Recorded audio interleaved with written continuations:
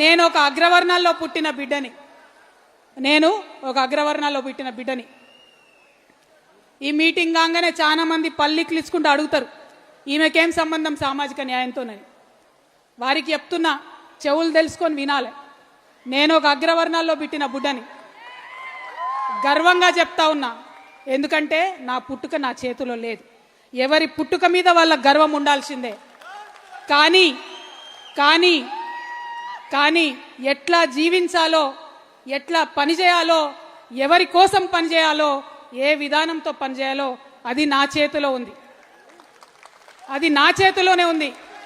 అందుకే ఇవాళ తెలంగాణలో ఉన్న అన్ని అణగారిన వర్గాలతోని, అణచివేయబడ్డ కులాలతోని, ఇప్పటికీ కనీసం ఒక వార్డు మెంబర్ కానటువంటి కులాలతోని, గ్రామ పంచాయతీ ముఖం తెలవని కులాలతోని, అసెంబ్లీ ఎట్లుంటుందో అర్థం కానటువంటి కులాలతోని, వారితోని కలిసి పనిచేసి, వారితోని భుజం భుజం తట్టి ఉద్యమం చేసి వారికి సాధికారత తెచ్చేంత వరకు కూడా నా జీవితం అంకితం చేస్తున్నానని ఈ సందర్భంగా నేను తెలియజేస్తున్నాను.